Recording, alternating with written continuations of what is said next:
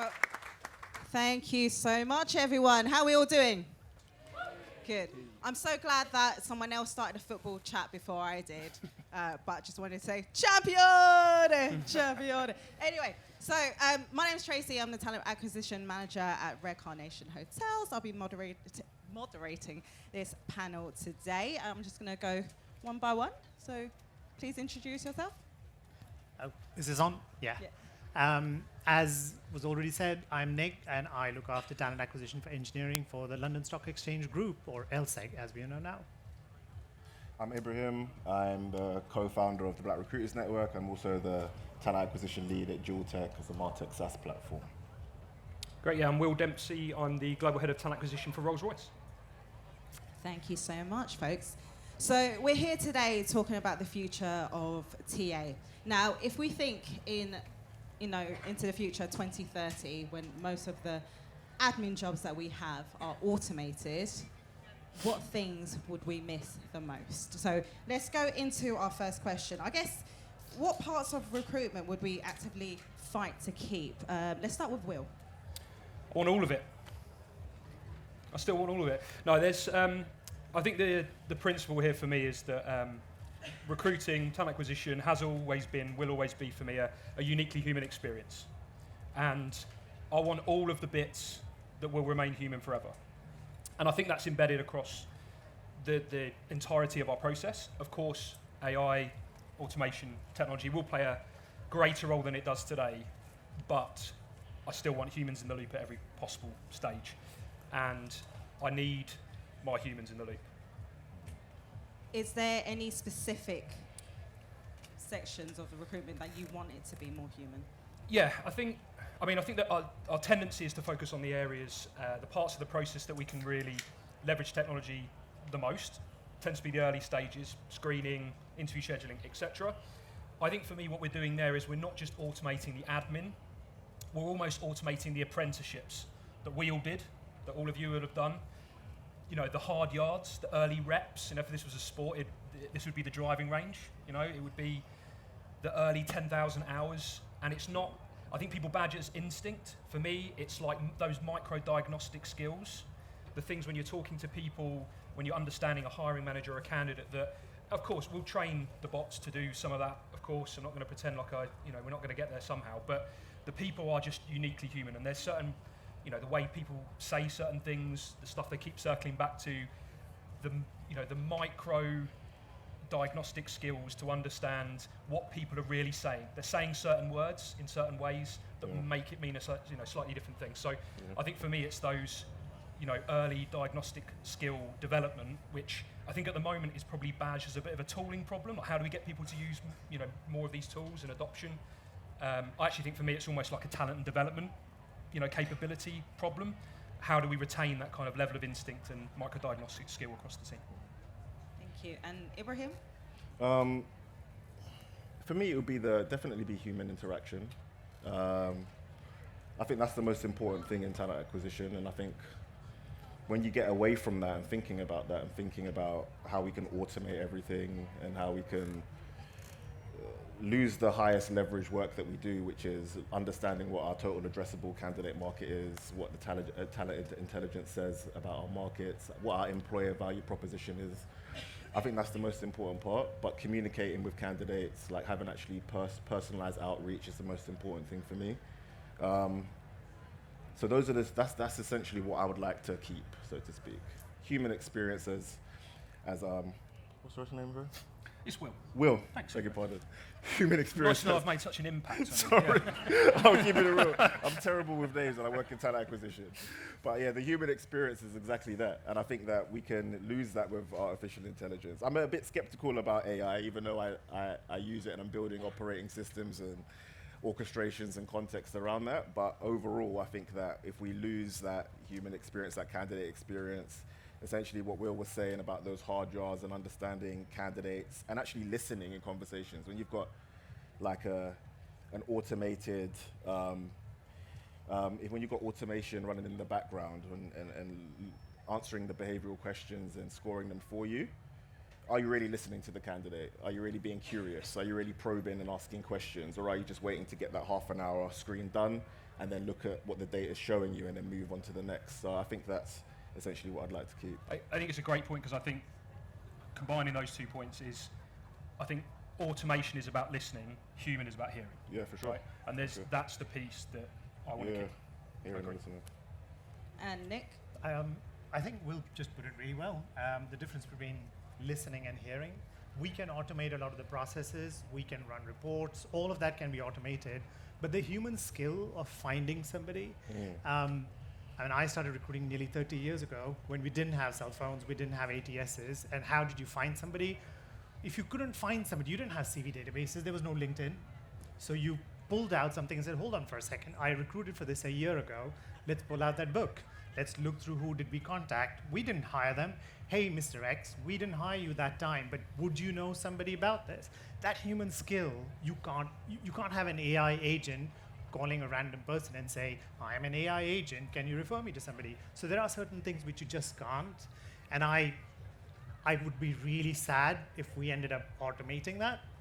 I think we need to be clear about the differentiation between the process of recruiting and the value of recruiting.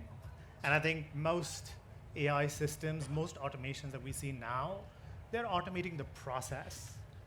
But I haven't really seen anything that automates the value. Even, for example, we see a lot of interviewing tools being marketed here. And they all call them the interviewing tool, but to me, it's the questioning tool, not the interviewing tool. You're automating the questioning process. But the interview skills, reading the body language, those micro signs that Will was just talking about, hold on for a second, you just said this, but then I'm hearing you say this, and just looking at a body language, you don't seem convinced about it. How do you build an AI agent for that? So I think there are definitely those human skills that we haven't seen any signs of automation at the moment. No, absolutely. And I think from my perspective, I come from a retail and hospitality background. So even with the support of AI, it's so important to have that human interaction, because we rely on these candidates, these team, to interact with people. So it's so important to have a really human recruitment process. So thank you for that. So let's move on to the next question. I think we roughly touched on it. Which recruiter instincts or skills are becoming more important when that happens? Because obviously, like we talked about in terms of like screening, that's all AI. Would that maybe be one of the skills that we're kind of worried about? I think we had discussed it before. So yeah, I think there's certain. I think what AI will do, especially in some of those early stages, which we will automate, and on the one of the stages earlier, listened to the Sanofi guys talk about paradox and automated interview scheduling, and we did a very similar thing with a previous organisation, and it's great, saves huge amounts of human time, etc. But I think what that really exposes is how good we are at that human bit as well, and how good our teams have to be. Because I think at the moment, we recruit for it and we hope it sticks. You look for the people that are great with candidates, great with hiring managers, etc. But do we really invest in that from a talent development perspective within our teams? We're like the cobbler's children, as I think the rest of HR is as well. We just don't invest in ourselves, our team dynamic, our team effectiveness as much as I think we could. And I think, again, AI is just going to expose the ceiling that candidates going to expect. The other thing that is becoming more and more evident, I talked about this in previous sessions, is I think consumer experience is really starting to blend into candidate experience and expectations. What you expect now is more akin to how you order on Amazon and what you expect your Uber delivery driver to do for you. They've set such a high bar for those digital experiences, those human experiences that we see elsewhere. We're going to start having to step up from a candidate experience perspective, and that's going to be our people and how good they are with people. Yeah, I agree. I think for me, it's the awareness of the person that you're interviewing or that's in front of you. I think it's just it's a human being putting themselves in a very vulnerable position. And if you're not curious and if you're not listening or hearing, as you said, so to speak, I think we lose that, especially with talent acquisition professionals coming through the ranks. I always say to myself that I'm an agency recruiter at heart, even though I've gone internal, and that's simply because I love headhunting, I love going out and speaking to people. I like coming to events and meeting people organically also as well. And I think that artificial intelligence can take away from that. And I think that when you're in front of a candidate, when hiring managers are in front of a candidate, sometimes if you've got a listening tool in the background, sometimes we're not listening. Sometimes we're not focusing on what the candidate is saying. Sometimes we're not reading the body language.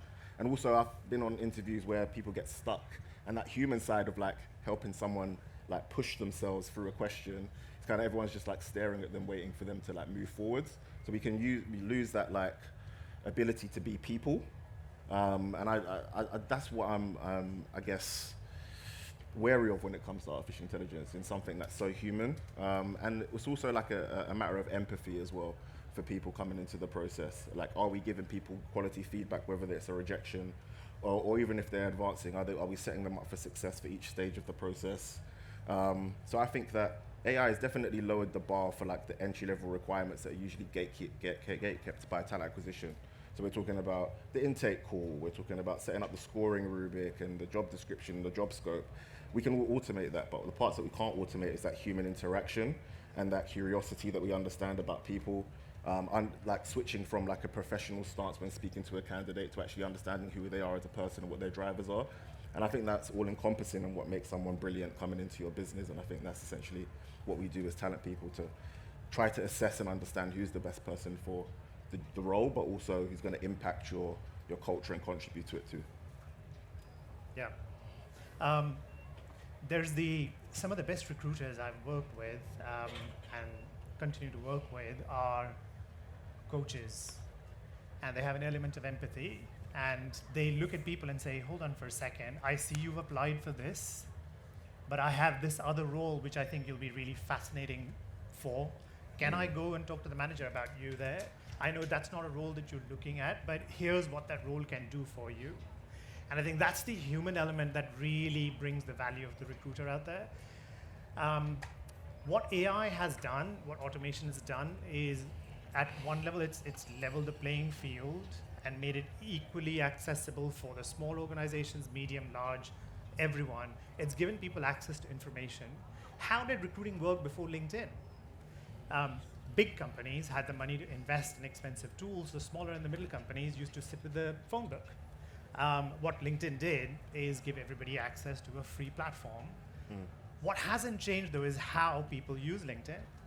Whether it was people using a phone book or people using an expensive tool, a good recruiter differentiates from an average recruiter in how they engage with the candidate. Their ability to talk to somebody, their ability to be persistent. I mean, there were moments when I was, again, an agency recruiter, I used to call the reception and say, my kids just had an accident, I want to talk to somebody. And I've had people saying, I'm sorry, I can't lie. And I've had to say to them, my friend, you're in the wrong business if you can't lie. But that's how it used to be. There's a thin line between lying and being grey. But that's the human skill, isn't it? I'm not saying we should all lie here, by the way. You just said that. I just said that, yeah. Well, I'm It's just a saying we grey area, shouldn't. it's a grey area. But the point is, there's a human element in there which AI just cannot replace. And we should not even, there are so many solutions that keep coming to us as in-house teams. Lots of providers who are offering everything with the best intent. I think the suggestion with automation is all around cost and efficiency and speed. But what companies seem to misunderstand those points for is save money, cut resources, do things faster. They're losing that quality element. We're losing the fact that hiring a good person can deliver incremental value to an organization, but you can't do that when you have a knife on your back and pressure to fill roles within the next week. So I think we have to keep bringing it back to the human side of things, the ability of a good recruiter to engage with a candidate, understand what drives them, match that with the culture of the organization, match that with the manager and the culture of the team, really see potential rather than the right fit right now. And those are the elements that make a human being so different. Yeah, and I guess my take on it is, I think the thing that I hate most in the recruitment process is screening CVs.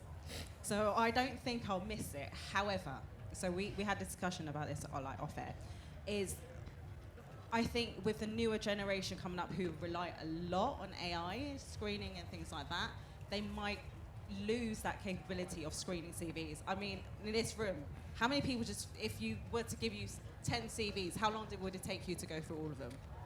30 seconds probably?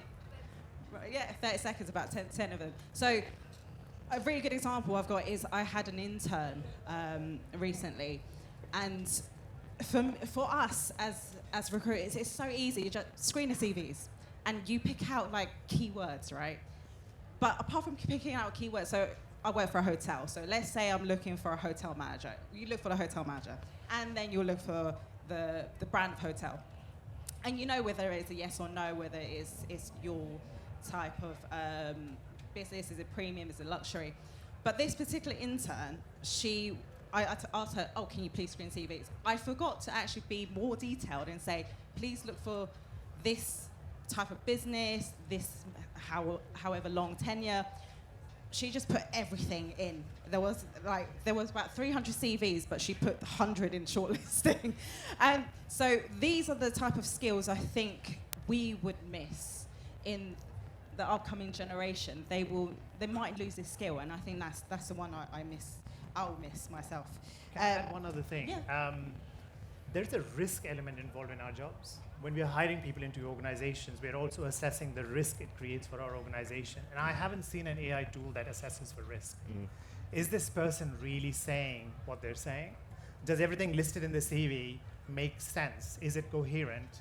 When I talk to them, when I interact with them, what they're telling me, does it make sense? I was interacting with someone earlier around the massive uptake in instances of fraud and cheating in the interview process. Yeah. And I've seen CVs that said they come from XYZ. I'm looking at saying, hold on for a second, this makes no sense, because it feels like they've plugged things from different places in one CV. And if I was to put that through an applicant tracking system or an automated AI agent, they would match it as a top match for the job description. Sure. Yeah. But that's where the human element comes in. So an element, and particularly, I mean, I'm in the financial services industry, but frankly, any organization, the element of risk with bad actors coming in and the impact they can have on your delivery, your clients, your state secrets, your company secrets, it can be quite devastating. Yeah. I'm going to actually move away from the questions that we've got, because my question, I guess, for the panel. So obviously we're on the same page on we want human interaction. So how do we encourage, I guess, our stakeholders that we keep this human element, I guess, because I think we're all on the same page on this. By stakeholders, you mean the hiring managers? Yeah, the hiring managers.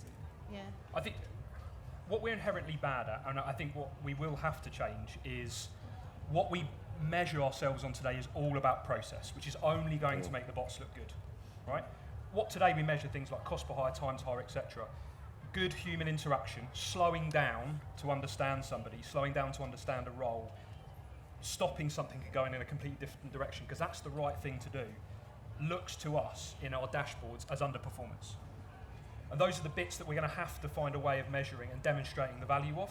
So I think we're probably still measuring similar things today, and they're maybe not quite as high on our priority list, but it's redirection of talent. Someone who's applied to something can, through our internal processes, we've put them into something else. Somebody that we saw 6 months ago that we've kept in touch with, that have gone through our funnel, etc. We've managed to get them into another process, etc. Like, those are the things that, again, are less process orientated, they're more human, they're the things that really are value creation, not process automation. So I think those are the things that I would definitely encourage us all to think about, is how we measure the value that we deliver, more than just the kind of FTE that we save through some of these automation, because that's what people care about. That's ultimately what stakeholders care about at the bottom line today, is have you saved FTE? Have you redirected FTE to do something else? Are your recruiters going from doing 50 hires a year to 70 hires a year because you've taken X amount out of their job? But actually, if you can demonstrate back, we're going to keep them at 50, but we're going to get people up to productivity quicker, etc. Can we make those hires more valuable, higher quality? There's so many different things that we can measure above speed and volume, which is the only thing, that we've been measuring for decades, right? If we can crack quality of hire, never seen it, would love to get there, would love to get a group of people together to figure it out. because there's so many industries that can demonstrate more of the value that they bring to an organisation than recruitment can. And if we're moving into this automated AI world, we're going to have to figure out how we demonstrate it beyond process and automation. And one of the first agents that I built was a hiring manager engagement tracker. And that was essentially to hold hiring managers accountable in terms of how much you're actually engaging into the process, that it's a business relationship and partnership throughout that.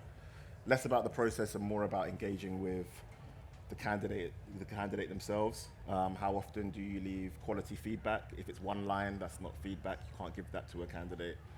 So helping them to understand how they're engaged with the process and then why the process is going in a certain way or why time to hire is delayed, for instance. So I love hiring managers and sometimes I don't.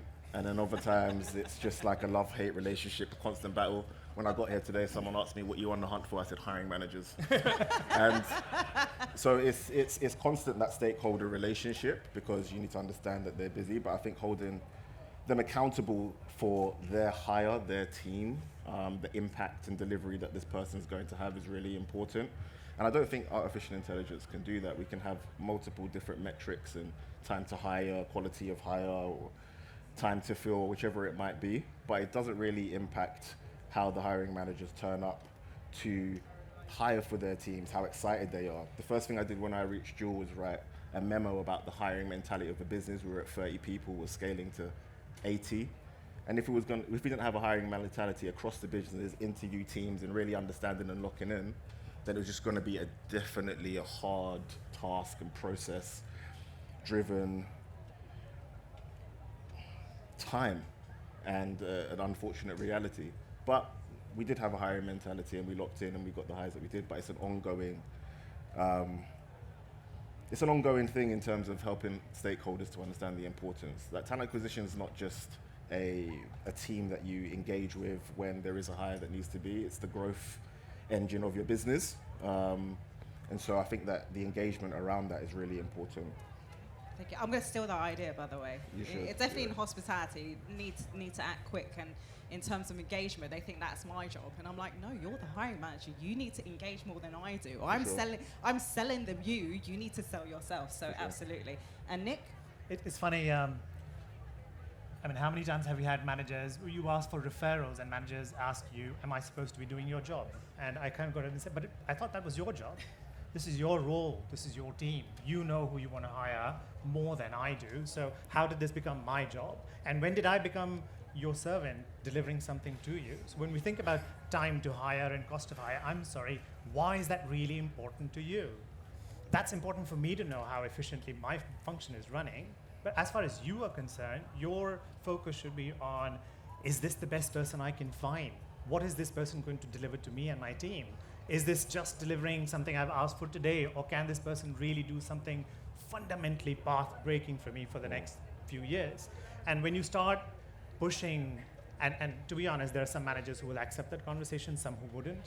But in my experience, having that conversation, you start with a few people who you bring to your side, who become your partners, and then you leverage them to reach out to the others. And before you know it, you have this organic nuclear reaction chain of people telling people, this team knows what they're talking about, listen to them.